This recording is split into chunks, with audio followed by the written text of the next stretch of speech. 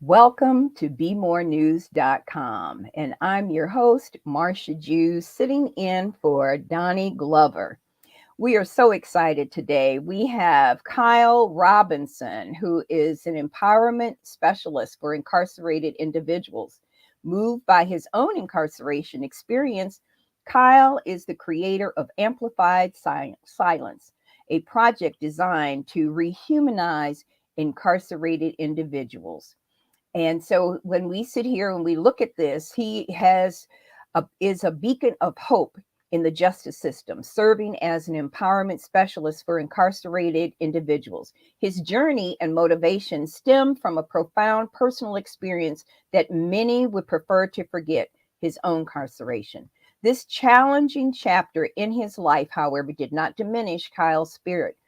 Instead, it inspired him to make a difference for others in similar situations.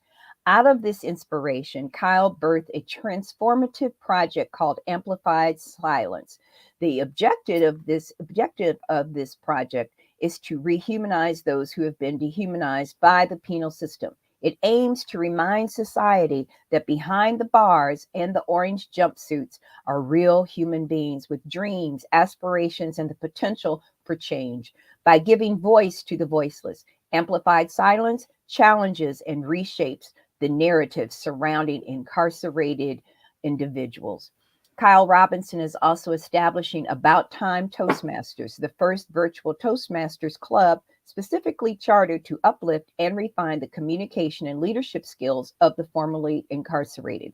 Currently, the club is actively seeking dedicated individuals to serve as club officers, further expanding its potential to affect change. It's my honor to introduce you to Kyle Robinson. Good morning. How are you? Good morning, Miss Marsha Jews. How are you? I'm great. Thank you so much for being patient. I still will figure out the backdrop, but we just keep it moving, right? That's what we do. We work with what we got, and we're back. It looks And like here we're we back. are. We're going to keep it moving. So let's talk about how you got to a place where you wanted to empower others. What occurred in your life? It was probably about 2 years ago. Not probably. It was definitely 2 years ago. I was I had just moved to New York. Actually, it was during COVID, and it was already a season of change for me.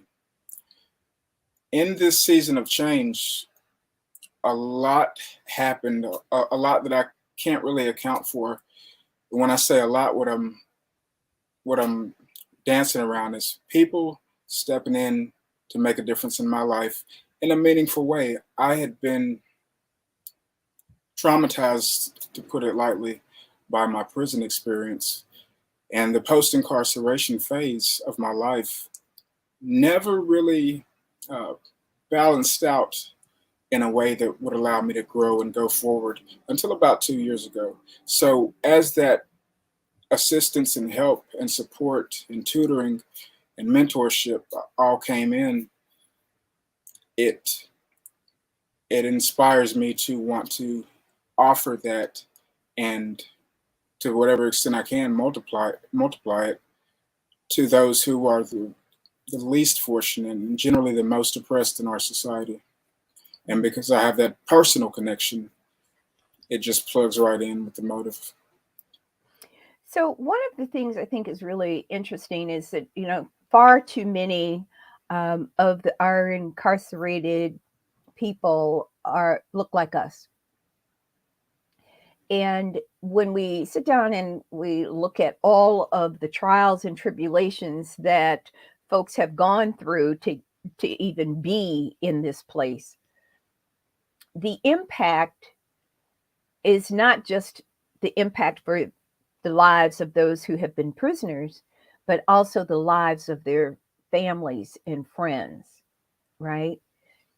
What is it that from an earlier standpoint and looking at the numbers of Black people in the penal system is outrageously high?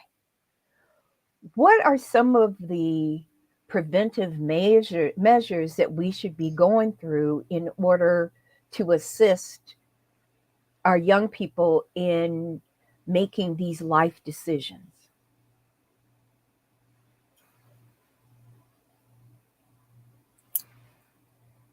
I think that's a very comprehensive answer,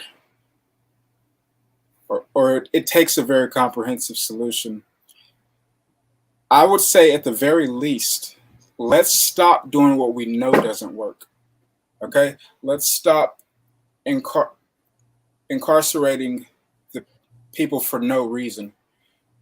Drug possession, nonviolent offenses, criminalizing homelessness. So you're touching so many families that I, in such an oppressive way, that I really can't put the onus, or put the responsibility anywhere first but to our criminal justice system, if you're willing to call it that. I'm trying to get out of that habit. But there has to be some what's the word? Some type of reparational measure, for one. This has been going on since slavery. People often don't remember that slavery was our original criminal justice system. Mm-hmm. And it's never not been the case that while we've been free, as if we have, while we've been free, we've never not had a quarter of our population locked up. That's ridiculous. And so, yeah, to answer your question, I think you have to start with a change in policing, a change in law, and change in what we call justice. A lot of people bring different ideas to that word. But I think as a community, we have to come together and figure out what that's going to mean for us. We know what it doesn't look like, and that's what we're looking at today. Inhumane conditions, abuse by guards. Just, there's not a thing that was happening on a plantation that is not happening in this moment in a prison inside of, the U.S. So, as you can see, I'm a bit passionate about it this morning. Well, Kyle, I want you to know that I'm passionate about this as well. I have a nephew who is in the penal system in the Midwest. And making dumb decisions based on what you think your peers want you to see and to do. And he's been locked up for at least 10 years now. We have our regular conversations. He calls, we have the little letters, we do all those things. And I love this young man. I love him. But he made bad choices. He made bad decisions, thinking he understood what that meant. So this conversation is really personal to me and my family. For a child who was so brilliant to do the dumbest of things that has cost him his freedom. Right? I'm sorry. I'm sorry to hear that for you and for the family. On the bright side, I'm sure that he's not the same person who he was when he went in. I wish we had a justice system that would reflect that growth, that change of course, and allow people to come and demonstrate it. So, well, the hope here is as we sit here and have this conversation, this is an opportunity for us to start having a real dialogue about the color of the people and the numbers of the color of people who are behind those bars. The numbers are outrageous and it's really catastrophic. And nobody wants to really take on this, such as yourself, working in programs that can help change the trajectory of their lives. But we also need to deal with the system itself, the system, the judicial system, and how they give out these long, crazy, outrageously ignorant sentences where people's lives are being impacted forever. Children are being impacted because their families are not together. What is the answer?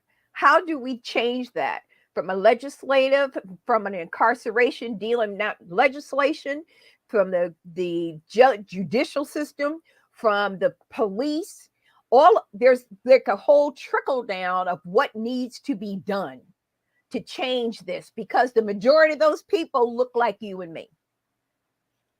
Yes, and jurisdictions have a way of sort of hiding behind themselves, but the behavior is very uniform, and the effects are very uniform, especially in the South, where I come from, Tennessee.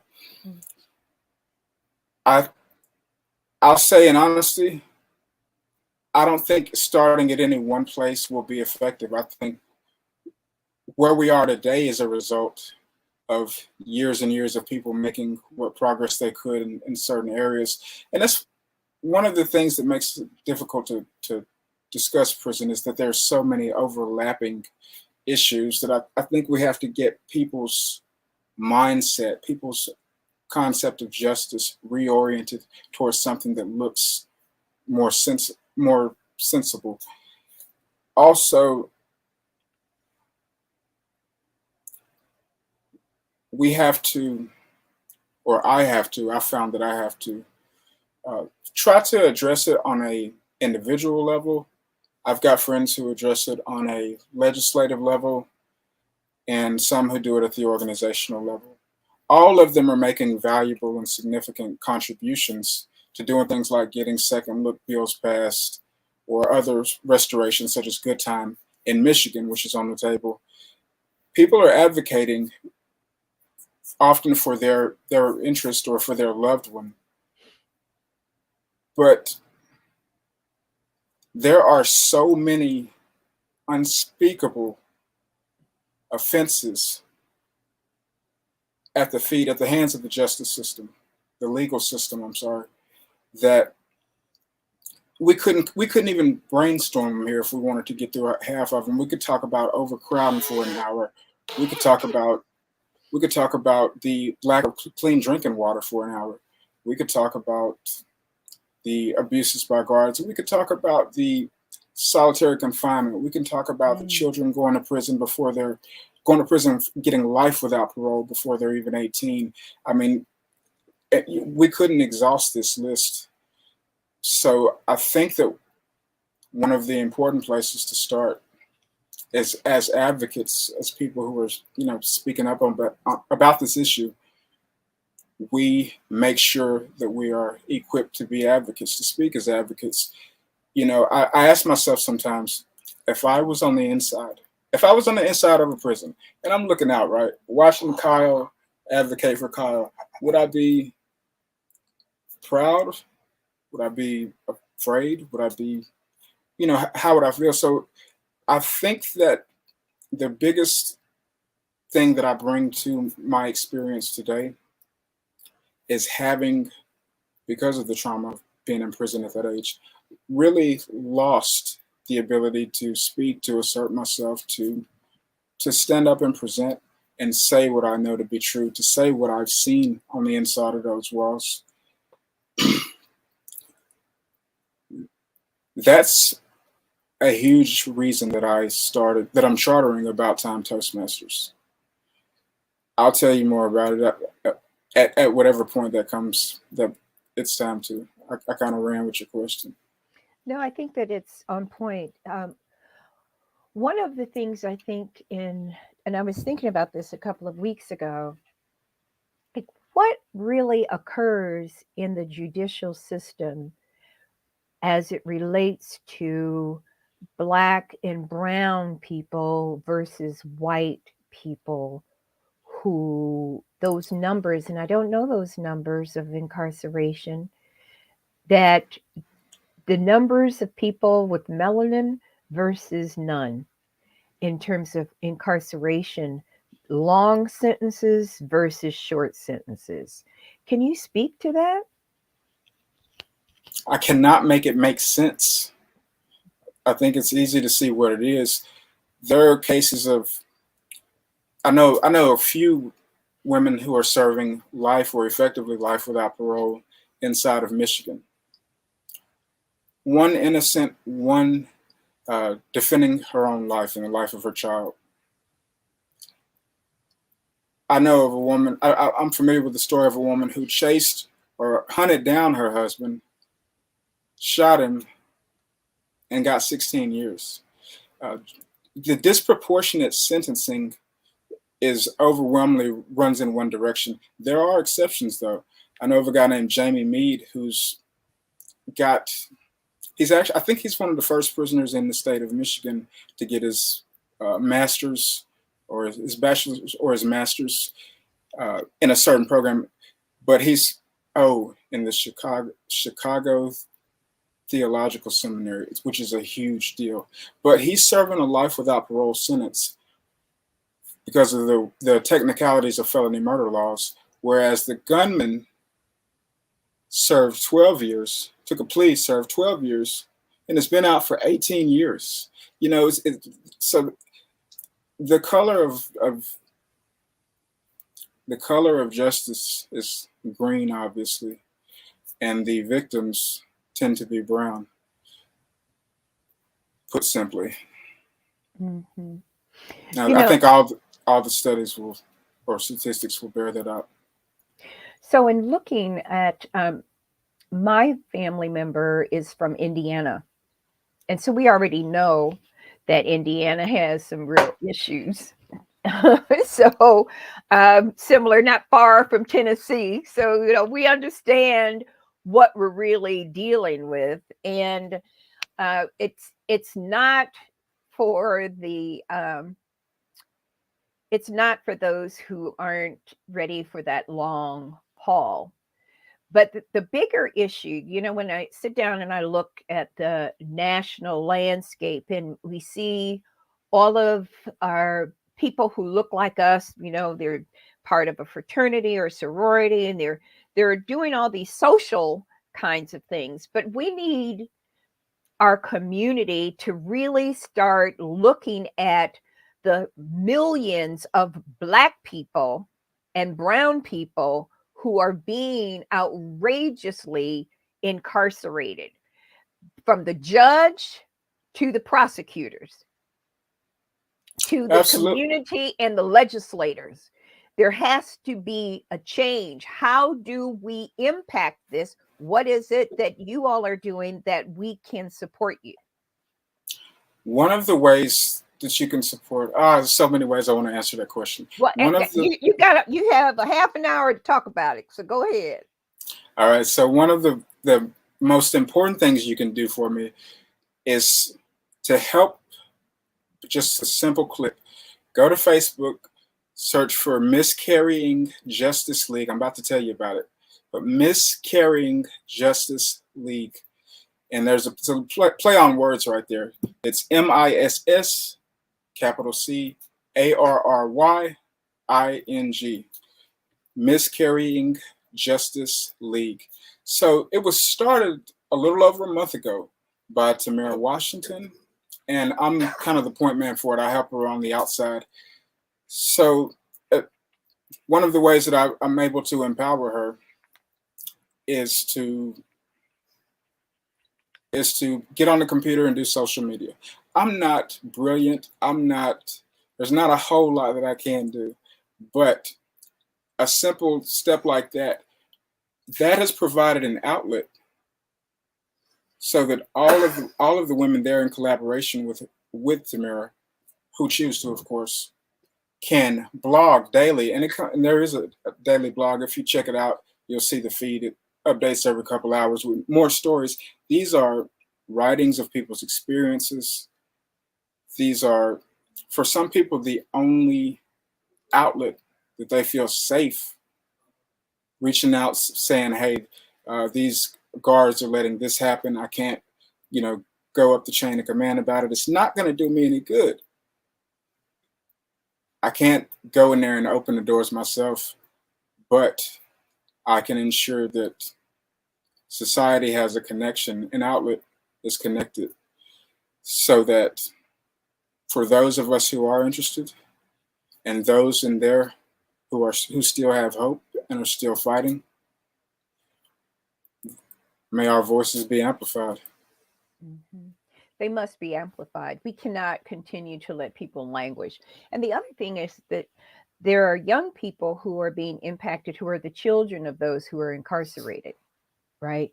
And the impact and the visual of what those families are going through and those young people in just trying to have relationships with those incarcerated parents and relatives, right? I don't know, but I when I got the paragraph to read yesterday when Donnie sent it, it brought a lot of pain because of what we're going through with Jason, right? And so when I think about him and this little country girl from Indiana, what do we really need to be doing?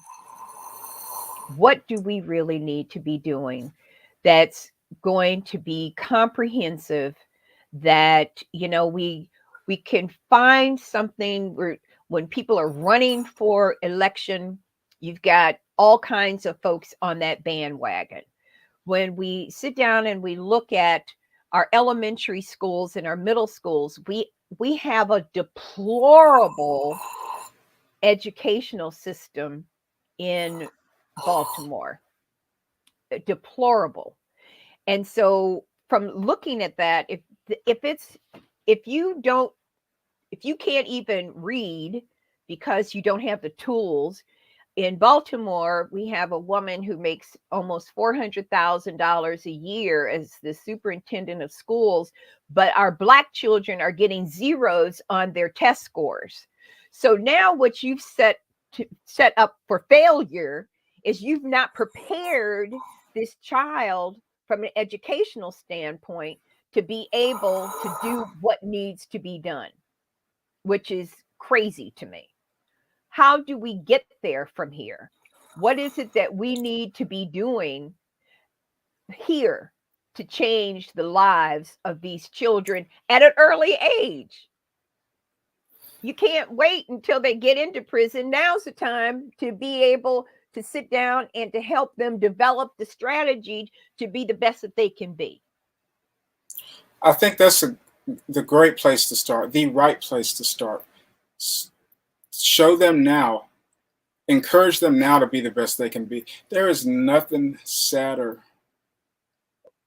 or more heartbreaking than, meeting someone who's incarcerated and they've never learned how to read or write, and they've been there for 30 years.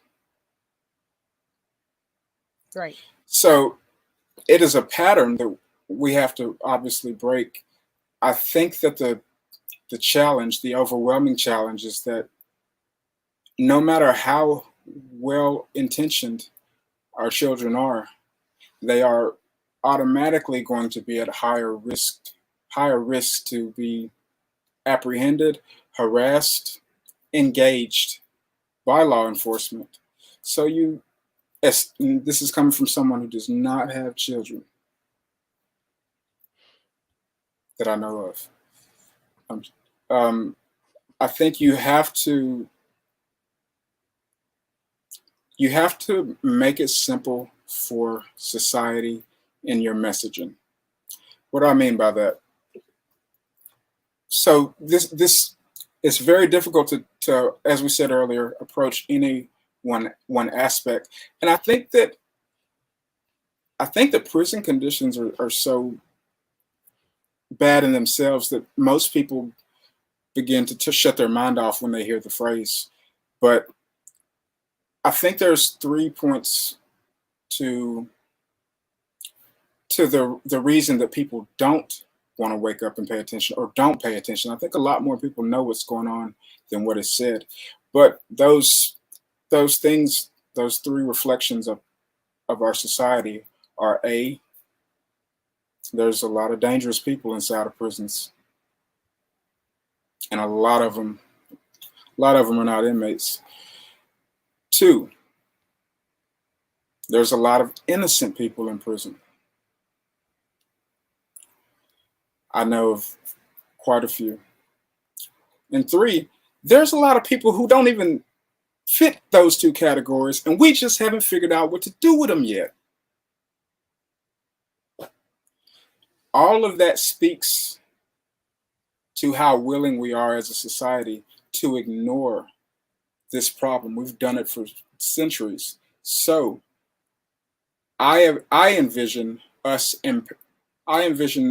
as an activist community becoming empowered to be the effective leaders who are going to drive this type of change, because we're done waiting on it. We're done waiting on the masses. We need high impact people to do it. And that's often people with the personal experience, the stories who've been in there. It's just a shame that a lot of us who've been there don't get to come back out. But for those who have, and I know quite a few of these as well, it is imperative that we understand that we cross-pollinate our efforts wherever possible.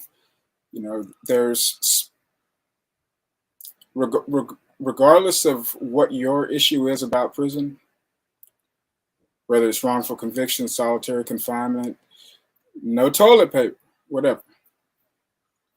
Regardless of what your issue is, it is a crisis of this sort that requires that everyone with any capacity or willingness to get involved begin to do so today at whatever level is comfortable for you. That means if you know a person who's incarcerated, maybe you can start there. Maybe you can offer help to that one person as you become familiar with your jurisdiction's requirements for accessing prisoners and whatnot. You also, well, I feel like I answered the question. I'm sorry. No, and you're welcome to continue. But let me just also say that what we haven't dealt with is the fact that many of these prisons are institutions that are for profit. And they're for profit with the idea that people who look like us are there on a per dollar basis, and they're making a fortune on incarcerating Black people, Black and brown people. That's how they live. They're multimillionaires running these penal systems. And we want to pretend like it doesn't exist, but it's real. And y'all making stupid money on the backs of these brothers and sisters in these prisons. Miss Jews, they got it so cold. They've got it so on lock now. They are leasing out, renting spaces, bed spaces in other states. We'll keep a overstock or a reservoir of Black bodies to come fill those prisons while y'all keep building them. I don't want my brain to pop, but if I think about us as a community accepting the concept of private prisons, for-profit private prisons, I don't really know from what other basis to make sense to people. If I have to word that emergency, if I have to, go into detail about it, let me try. When you incentivize something, what you're doing is fertilizing the soil for it to rehappen, to reproduce. Now, in prison, what you have is the worst concentration of human suffering that's going on at any time in the country right now. It's obvious, it's visible, it's touched too many of us.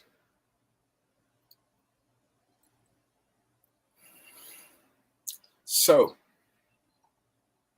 I'm sorry, just to be honest with you, I just lost my place in the question right there. Can you please remind me of? No, what we're talking about are these prisons that are for profit.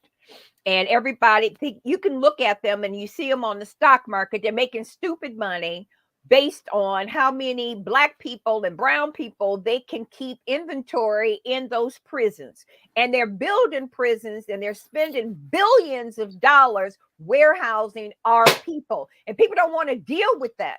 But if you have something like in Baltimore where our children are getting zeros on their math scores, and they're getting zeros on the math scores and getting zeros in the English and everything else, that means that they're not prepared to go and do anything the way they're supposed to be doing it, like the folks down the street and in the different zip code.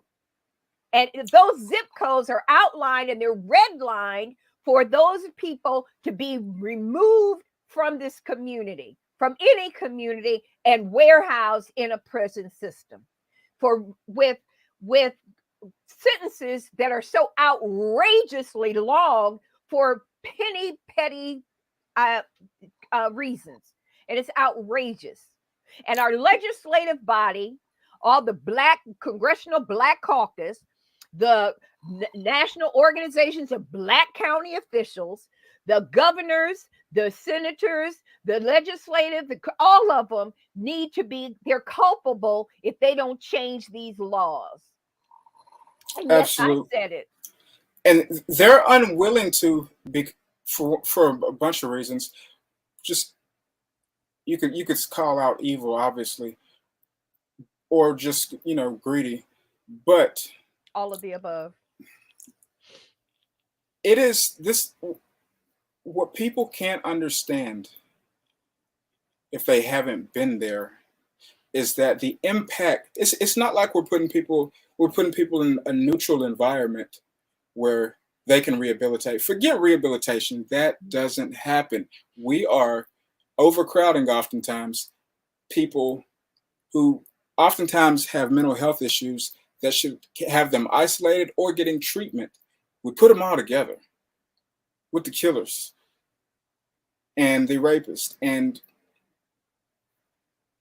what we produce, the trauma that we produce, the impact on the person who is going to get out one day.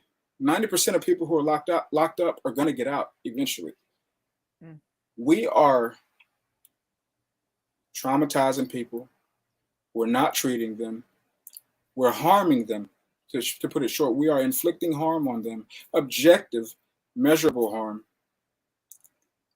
And I think the moment that it's called out, then an avalanche has to happen, because there's too many people who have been. I'll tell you about a close friend of mine, Scott. Scott went to prison when he was 17 years old for a rape, being part of a gang rape. He's been in there for 34 years.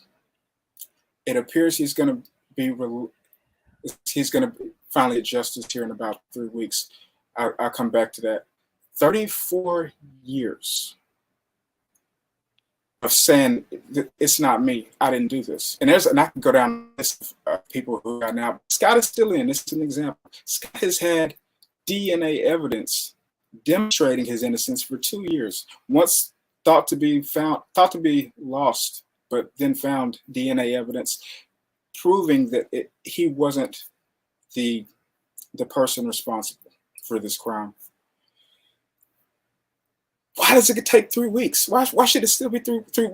Why is he not out tonight? Like, it's the justice system is so rigid, and oftentimes judges, to speak to these excessive sentences that you brought up earlier, oftentimes judges, like the one in Scott's case, have an incentive to close cases more so than to get justice.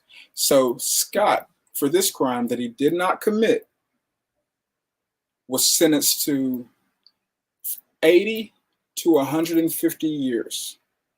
A juvenile, innocent. He was put in a type of situation that you don't come back out. Now, Scott's a special case. I trust Scott. Scott has had a loving, supporting wife and kids who've walked with him throughout this trial, this hell of a trial, but you can't get up in 34 years back.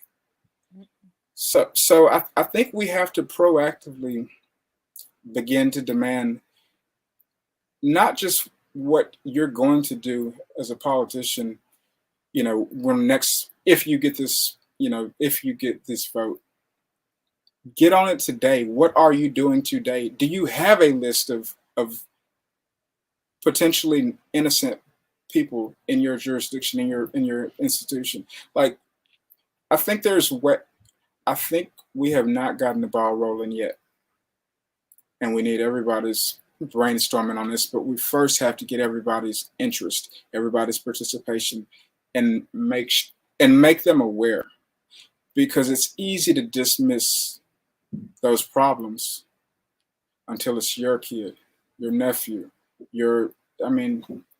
right. And nobody should have to find out that way. Right. And That go ahead. nobody should have to find out that way what we do to other people's children under the guise of corrections. Mm-hmm. And it's a painful existence, for real. Periodically we have the little mail thing where we get to see him and talk, right? And you got to send the prison money to do that, right? And then we send the letters, and we make sure that he has enough to deal with what he needs to deal with his family and his children, right? Because he's no longer in the home, and why he's there is a whole nother conversation, because all of these other people were involved in what was going on, and he just came in at the back end because he was out here with us. So he wasn't even there. Don't get me started. That's just one isolated existence where you can go to war, Miss Agnes, but this is an institution that doesn't care about family, color. Well, they care about color because they know that the majority of the people that are in there are the Black and brown people that they can make that money off of per day. And labor. Right. And labor. Right. Free labor. Free labor. This is the evolution of slavery. I think when we get far enough in the future to look back at slavery as history, then we'll recognize this mass incarceration to just be the evolution of it in our day. The wages, cents on the hour, 17 cents an hour, doing hazardous duty stuff. And if you don't do it, you go into solitary confinement, what is now recognized across the board as torture. Oftentimes the name is reworked so that it can be fed to society again with no changes. But it is a trap. It is a situation so bad. I interviewed a guy a couple of days ago named Isaac. This brother spent 3.5 years in prison waiting to go to trial because of his medical condition. He had to be held at a prison. It was in one of these, I'm not going to say what state it is. It was in the South. Yeah, it was in North Carolina. We'll say what state it is. And for 3.5 years, his story, quite simply, was as a nonviolent person. He's in a unit full of gang members who terrorize people, especially older people. I don't know why we even keep older people locked up, why we house them together. Crazy. Don't get me started. But Isaac, right. Yeah, but so Isaac gets out after 3.5 years. When he won't take a plea, they decide to drop the case because they don't have enough evidence. He gets out with nothing, if no compensation. So this system has enough antidotes by now for us to recognize, for us to connect the dots, and it's time to do that. And I think people are being touched now at a rate where the momentum is here. People are organizing now more than they have before, and here's what a system doesn't correct itself. When you incarcerate people at this high of a rate, the exponential effects through the families, through society, through stability of society, really. It's all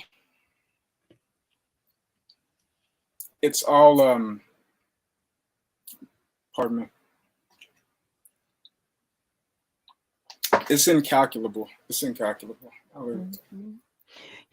When we sit down and relate like we're doing today, having this discussion, the reality is that we have to, one, create an environment with all these national organizations need to come to the table. We need to deal with the fact that our first and foremost, we must educate our children, period. Just educate them. We've got to educate them. Not like what we're doing here in Baltimore, because we're not educating them if they're getting zeros on their test scores. So we need to replace all their these warehousing. Warehousing. But what we've done is, if we're not educating them, if children cannot pass their grades, this test scores, if they can't pass their tests, if they can't read, they can't write, they're on a path to prison. That's a prison pipeline, but they're Black people that are running these cities and the educational system, and they're not preparing children who look like us. That's number one. Number two, we have a penal system, the police who are harassing people and arresting people that don't even need to be in prison. Okay, let's start from the jump, because they're just going to get you off the street. And if you go too fast, or if they say that you made a right-hand turn and you really didn't make the right-hand turn, or whatever it is, they're going to sit there because there is an expectation of numbers, that they have quotas that they need to be able to account for. Then you have all of these other judges and everything else who are being paid to make certain that we keep people incarcerated that look like us. And so until we deal with the truth, and stop allowing people to disregard our people, we're going to keep getting the same thing over and over again. What is that? Insanity. And we have allowed these white racists, white supremacists, to run our children out of the homes and into the prisons. Yes, we have. I couldn't say it any better. I'm not gonna. It's what it is. It's white supremacists who've ran the system for so long. If you're from and they might have them all over the country. I know back at home in Tennessee, there's what they call a good old boy system, where these institutions are effectively run by families, or the same groups of families who've for years owned everything in the town. If you go back and look it up, there is such that it's so rooted and accepted. Mm-hmm. It's rooted in our general acceptance that we feel like we can't do anything about it, and that's not an option, and it's not true. Different places, different states, different anecdotes are showing what incarceration can look like as opposed to what it does, and what reentry can look like as opposed to what I know too well it does to anybody. Right. And it's horrific. And it's lifelong. And it stays with you. The reality is also the mental and the emotional experience that these people, once they even come out, are they ready to deal with what the world looks like, if they can even get out? And when they do, and now you have this whole emotional, psychological aspect, is that, are we even treating them properly? Or is there a recidivism, you got it. Recidivism that we have to deal with as well. So you come back and you can't function in a normal society. So how do we make certain that you're properly prepared to even come back out into society? which is a whole nother conversation of preparation And so investigation. man, Yeah, that's a whole nother, right? yeah. I'm scared to touch that one. I'm scared to Oh, touch that oh, one. go ahead, but go ahead because I see it's No, on it's right at the top of your head. Go ahead. well, we need a system that more accurately reflects the transition, the change, the transformation that people can make while they're in prison.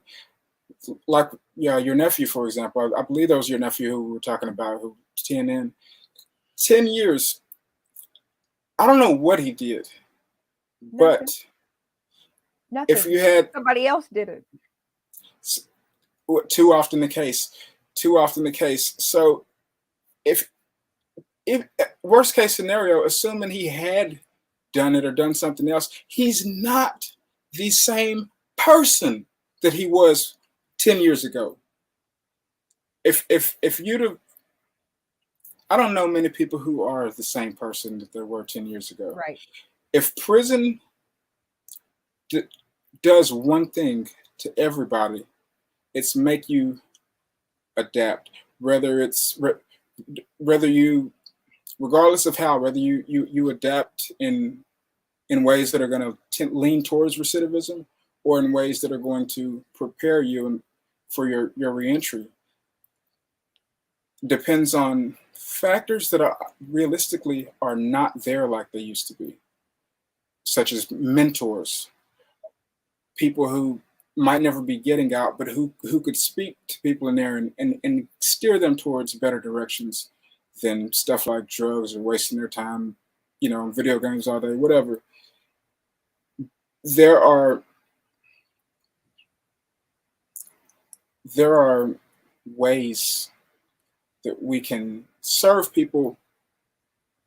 We can tend to this problem, and I think the best way to do it is to start with what I mentioned earlier, the MissCarrying Justice League. And here's why. The thing that makes it so hard when people get out is that they've been in a place where everything around you physically is designed to show you you don't matter Mm-hmm. Right. when you do. That's right. So when to make that transition, to begin to become adequate for what it takes, which I'm certainly not an expert in.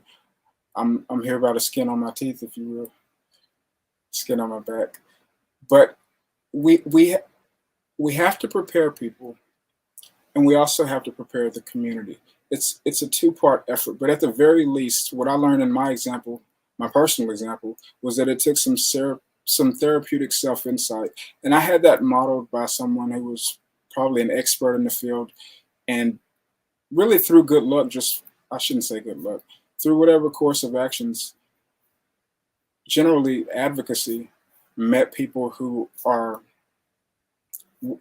willing to take the time and kind of turn this key, if you will, in my brain that allowed me to get over the PTSD of incarceration.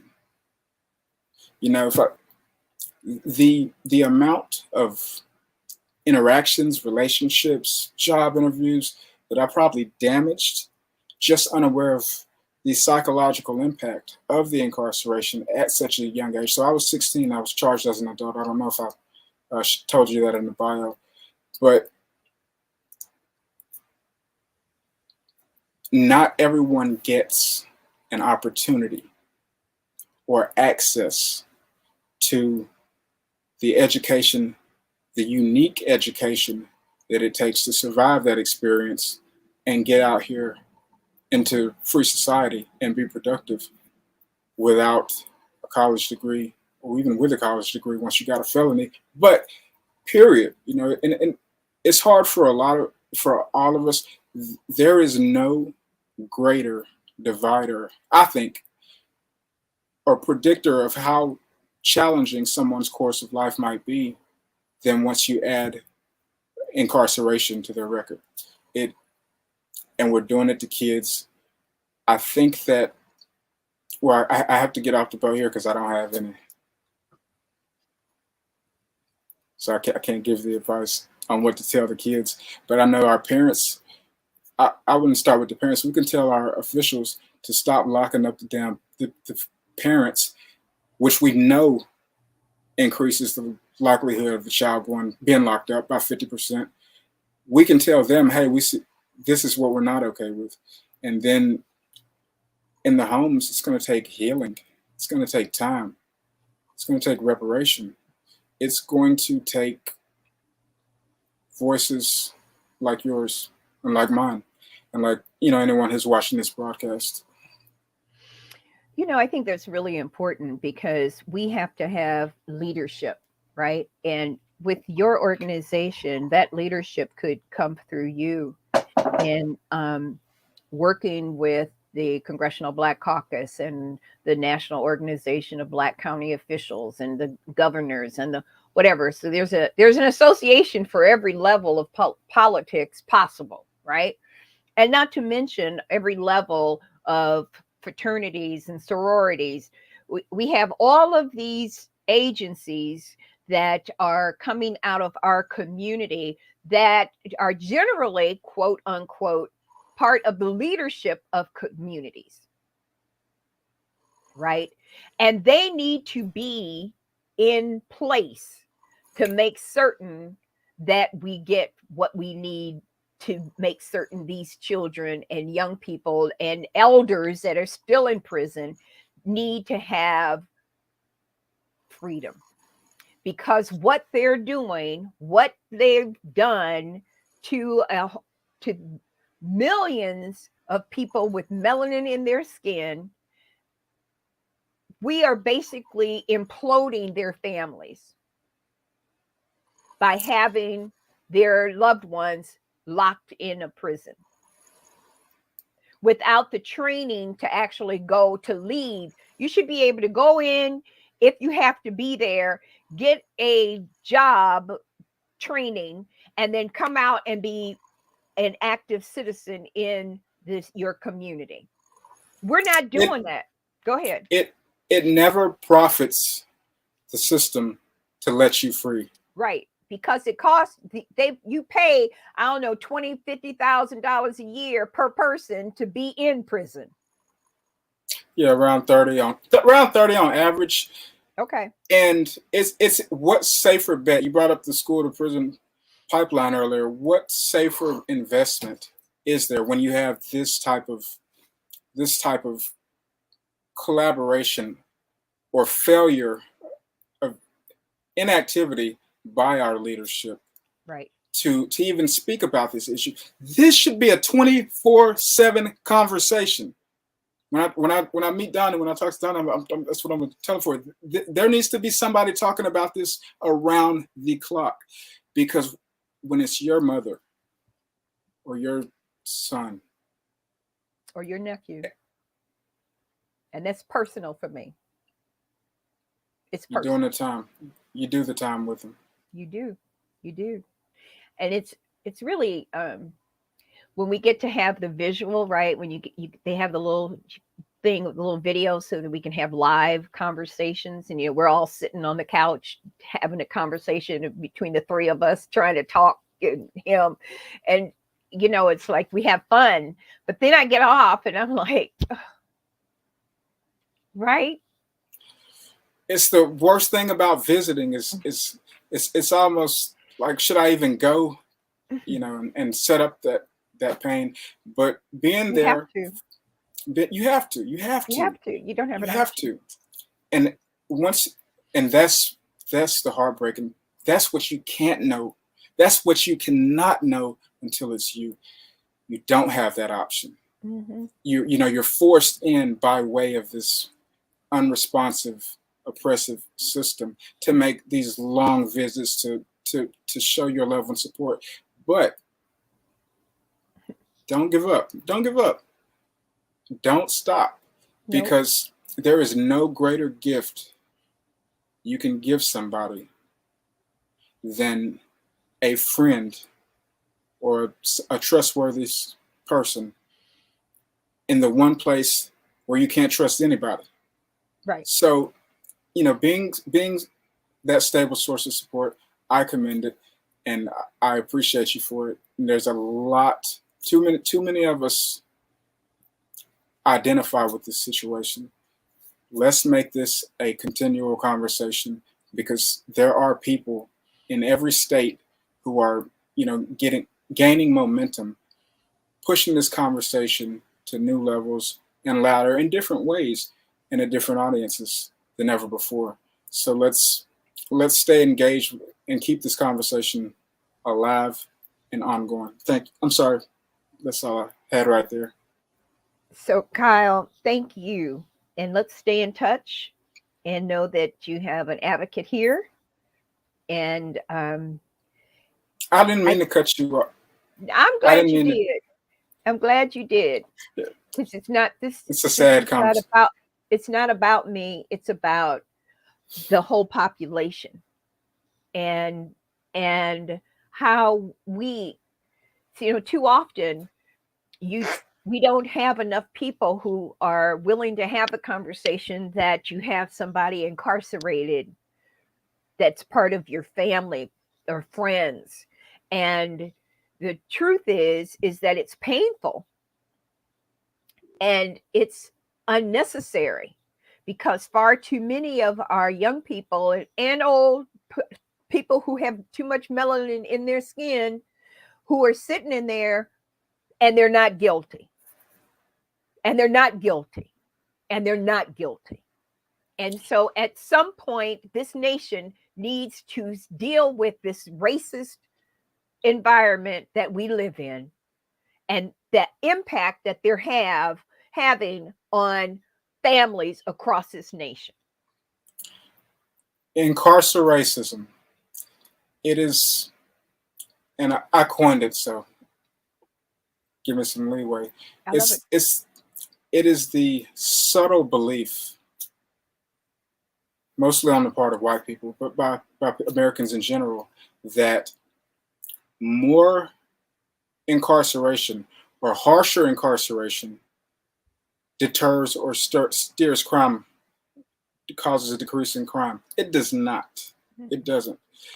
What it does is further trauma, enslave the people. We're not even talking about the many corporations who benefit off the backs of prison labor so that they can sell retail products to us in the stores. But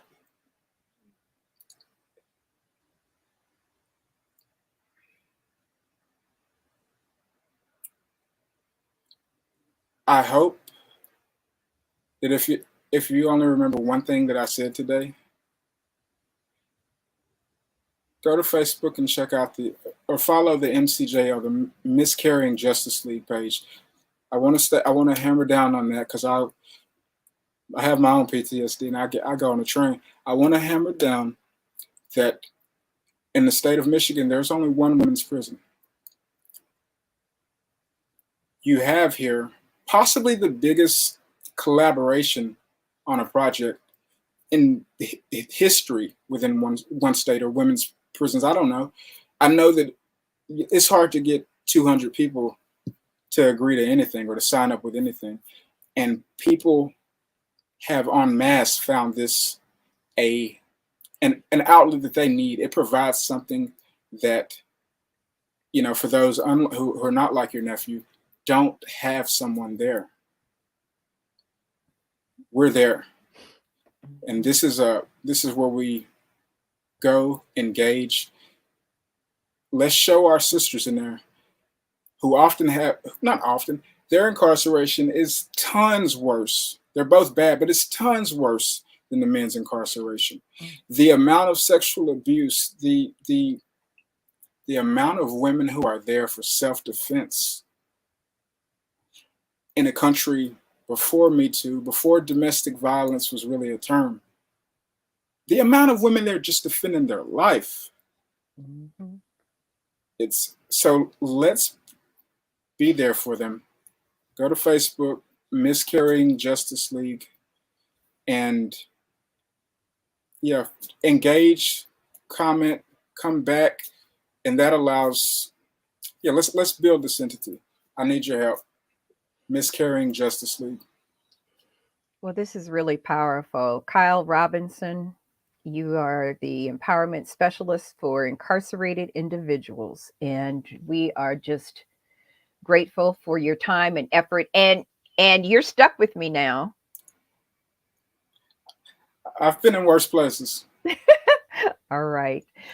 This I, is I a look, Go ahead. I look forward to your show, your next episode. All right, sir. Well, listen, we're going to be in touch. Thank you so much. I really appreciate all the work that you're doing, and know that you have a support system over here. Thank you. That means the world. You have a support system here. God bless Uh, you and your work. And we appreciate all that you're doing thank, personally and professionally. Okay. thank you, sister. All right, Kyle. Okay. I'm Have Marsha a, Juice. Go ahead. oh, I was Xing out. You got it. I'll let you take us out. Marsha Juice. Okay. Thank you all for watching.